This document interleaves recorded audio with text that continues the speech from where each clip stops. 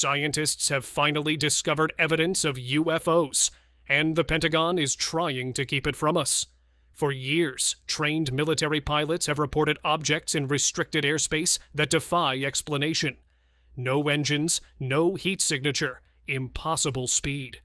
Some of it is now backed by radar data and video. So what do the files actually say, and why is so much of it still classified?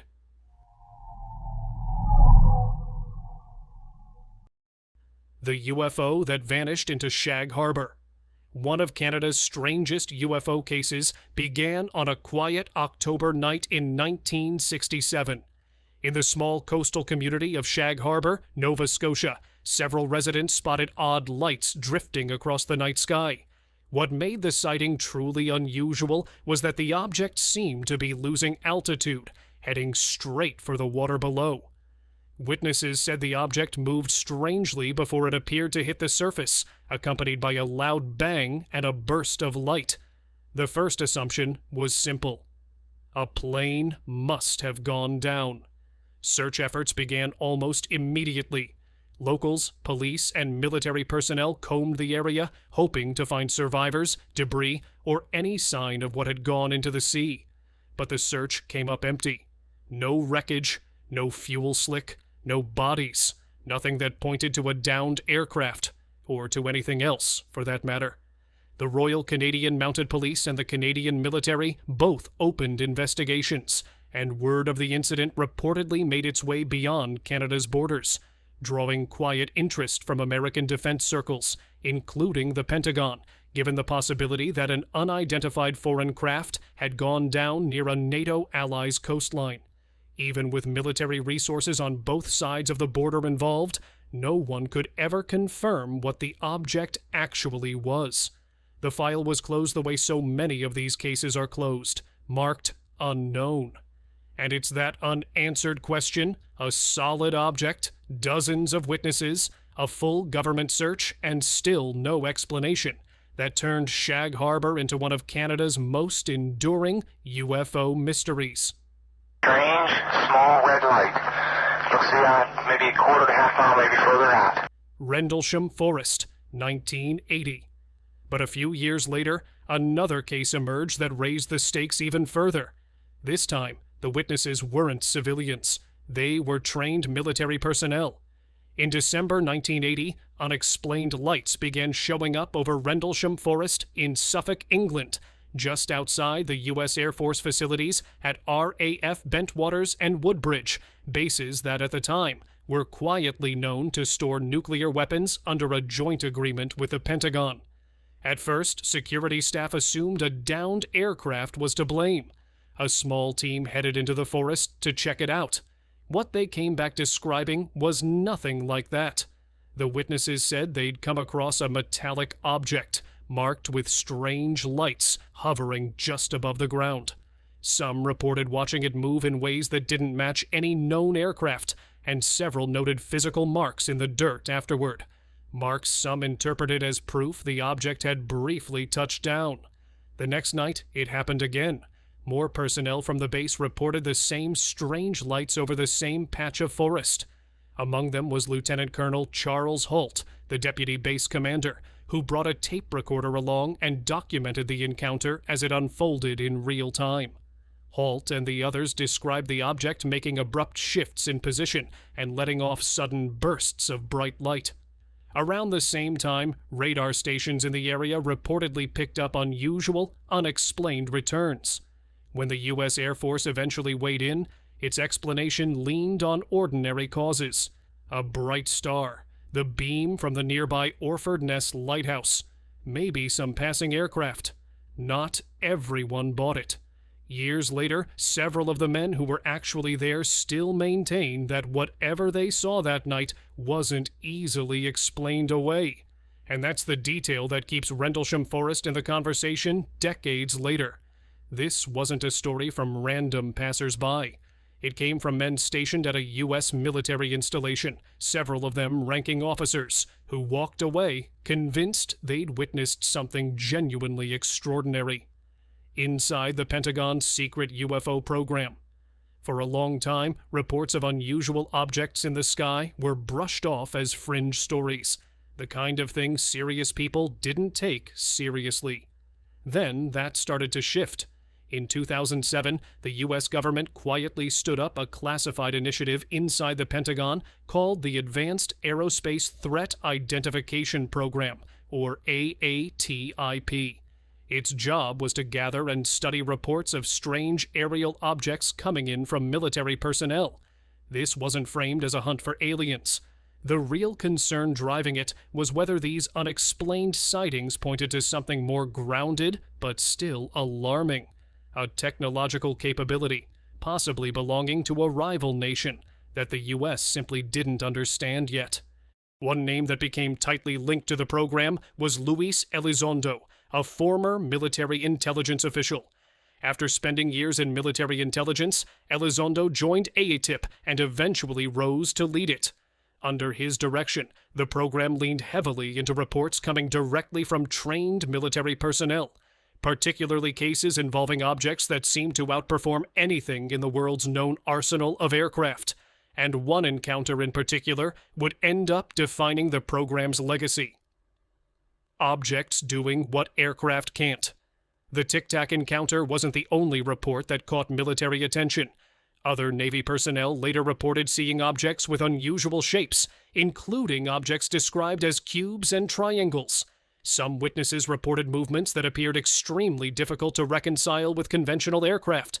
The reported characteristics included sudden stops, rapid changes in direction, extreme acceleration, and very high speeds. Some reports also involved objects appearing in restricted areas used for military training. That created a much more serious question. If these objects weren't ordinary aircraft whose technology was being observed, researchers studying UAP reports have pointed to several recurring characteristics. Some objects appear to accelerate rapidly. Others have been reported moving at very high speeds without obvious propulsion systems. Some reports describe objects apparently moving between different environments, such as air and water, and in certain cases, witnesses have reported objects that appear difficult to track visually or on sensors. These claims are part of why the subject became increasingly important to national security officials. GLASP's coverage of the Pentagon UAP discussion similarly highlights the reported combination of extreme maneuverability, unusual speeds, and the involvement of trained military pilots. The couple who lost 2 hours. Perhaps the most famous UFO story in this whole genre starts with something as ordinary as a couple driving home. In September 1961, Betty and Barney Hill were making their way through New Hampshire, returning from a trip up in Canada, when they spotted a strange light trailing across the night sky. The light seemed to be following their car. Uneasy but curious, they eventually pulled over to get a better look. What they described was a disc-shaped craft studded with lights, hovering close enough to make out details. Fear eventually won out, and they got back on the road and drove off. That's where most stories like this would end. But the Hills say theirs didn't. Later, going back over their trip, they realized a stretch of the drive was missing from memory entirely. Somewhere around 2 hours they couldn't account for. In the weeks after, both of them began having unsettling, recurring dreams tied to the encounter. Eventually, they turned to a professional and agreed to try hypnosis, hoping it might help surface whatever had happened during that missing gap. What came out during those sessions was even stranger. Accounts of being taken aboard a craft and encountering beings that weren't human. The story spread fast and became one of the most talked about cases in UFO history. Naturally, it has plenty of critics. Skeptics point out that memories retrieved under hypnosis are notoriously unreliable, and argue that stress, dreams, or imagination could easily explain what the Hills described. Others counter that the detail and emotional consistency of their accounts make it hard to dismiss outright.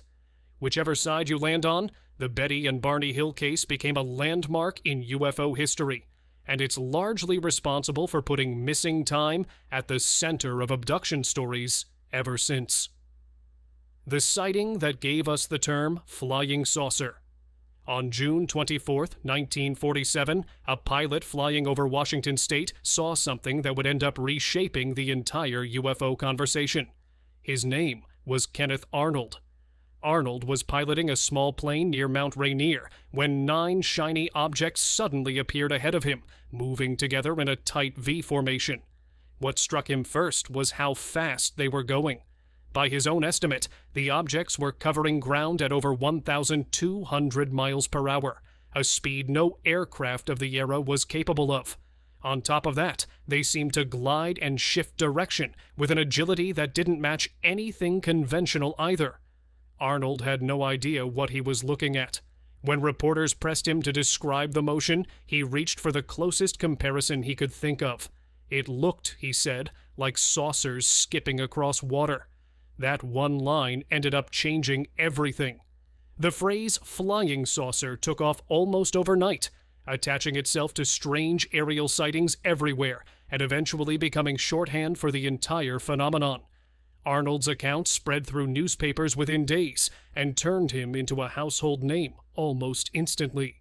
And he wasn't the only one seeing things that summer. In the months that followed, similar reports started popping up all over the country in what's now remembered as the Summer of the Saucers. But another case, decades later, would bring an entirely different kind of witness into the picture. This time, it was children. The UFO over Westall High School. On April 6, 1966, an ordinary school day at Westall High School near Melbourne suddenly became anything but ordinary. During the morning, students and teachers looked toward the sky after noticing a strange, silvery object moving above the area. Witnesses described it as a large, metallic-looking object resembling a flying saucer. The object reportedly moved low over the school before appearing to descend toward a nearby field. Students and teachers gathered to watch. For those witnessing it, the event was both exciting and unsettling. The object's unusual appearance and movements made it difficult for them to understand what they were looking at.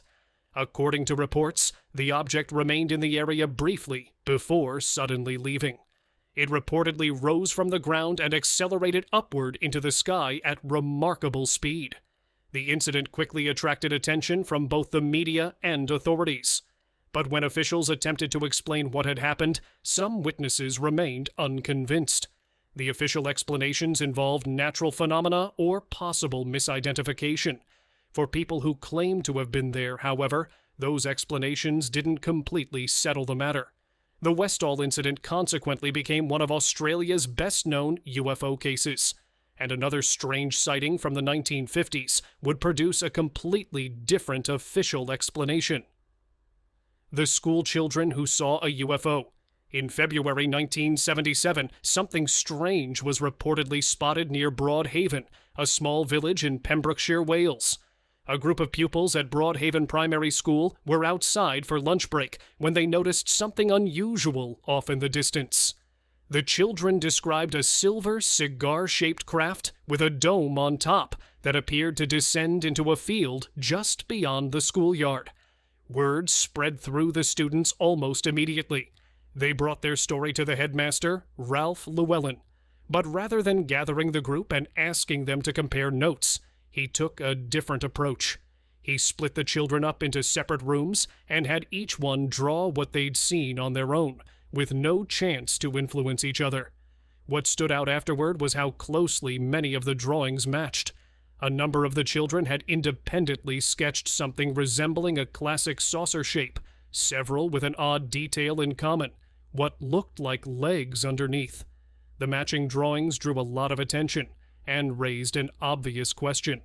Had the kids genuinely witnessed the same object, or was there a simpler explanation for why their drawings lined up so well? No one ever settled it either way. The Broadhaven case has stuck around in UFO circles mainly because of that detail. A large group of young witnesses, separated on purpose, still producing strikingly similar pictures. But Wales wasn't the only place a crowd of witnesses reported something extraordinary. On the other side of the world, a similar story was about to unfold in Australia. Alien technology or something else. An unidentified object doesn't automatically mean an alien spacecraft. There are several other explanations on the table. Some pilots have floated the idea that these objects might be advanced technology belonging to a rival nation, something built in secret, far ahead of anything publicly known. Others have raised the possibility that certain sightings involve classified American aircraft, technology so sensitive that even the pilots reporting it wouldn't be briefed on its existence. But Elizondo has pushed back on that second explanation. His argument: if a foreign power had actually developed technology this far beyond anything the U.S. understood, that alone would be a staggering intelligence failure, one that should worry people far more than the sightings themselves. And if the objects aren't American, and they're not foreign either, that naturally opens the door to a third, far stranger possibility. Could the source be something not from Earth at all? Elizondo has been careful not to push people toward a single answer here. He's pointed to a range of explanations worth considering: technology that may have originated somewhere in space, concepts tied to advanced forms of artificial intelligence, or even the idea that these objects could come from somewhere on Earth that we simply don't understand yet. The takeaway he keeps coming back to is simple: unidentified doesn't mean alien. It means there isn't enough information yet to say what the object actually is. The mysterious flying saucer. A strange UFO-like flying object can be seen hovering in the sky near a massive tower. Its unusual saucer-shaped design, large dome-like structures, and detailed underside make it look unlike any ordinary aircraft. But is this actually a real unidentified flying object? Or could it be a carefully created model, special effects image, or something completely different? What do you think? Real UFO or fake Gulf of Oman, 2021? 6 videos, all cell phone footage of sensor screens aboard an AC-13OJ gunship, capture the same incident. An intelligence report says Special Operations Forces observed approximately 25 instances of UAPs while conducting a live fire exercise in the Gulf of Oman, describing them as cold orbs flying between 250 and 1,300 miles per hour in shifting formations, some seemingly reacting when the aircraft fired its main cannon. The case remains unresolved. Middle East, 2025. A U.S. Central Command clip shows something zooming across the frame over a populated area, captured by a military aircraft. Also unresolved. Western U.S., 2026. A federal agent's infrared video shows 2 slow-moving, black-hot objects tied to an FBI report describing a radio frequency detection that led the agent to spot 2 dark objects moving together in the sky. The Bagram Triangle 2002 may be the most striking item. A 2024 FBI interview with a former military pilot recalling a night in Afghanistan when the stars suddenly went dark overhead. He described a silent, equilateral triangle-shaped object, roughly 500 feet across, gliding west to east at a steady altitude, with a fellow pilot exclaiming, "Did you see that?" as it passed. The FBI produced an artist's rendering based on his account. The same pilot also reported unexplained lights during a 2023 flight from Massachusetts to Ireland.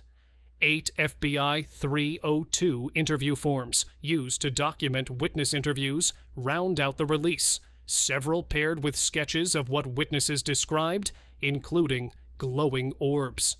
This is another piece of coverage of the same Pentagon UFO document dump. The 5th batch, released Friday, August 7th, 2026, under the Trump administration's Pursue initiative, Presidential Unsealing and Reporting System for UAP Encounters. This particular article zeroes in on one video that's gotten outsized attention online: a metallic-looking orb racing over a residential neighborhood, an orb over rooftops. Footage from an undisclosed Middle East location, dated 2025, shows a spherical object flying fast and low, directly over homes. What's caught people's attention is the flight behavior. No visible exhaust plume, no conventional propulsion signature, and none of the aerodynamic wobble or altitude variation you'd expect from a drone, plane, or bird moving that close to the ground at that speed. Military sensors reportedly had to continuously pan and adjust magnification just to keep it in frame, tracking it by contrast against the background rather than by heat signature or radar return, since it apparently didn't register the normal way. Whatever it was, it flew like nothing we've officially named yet.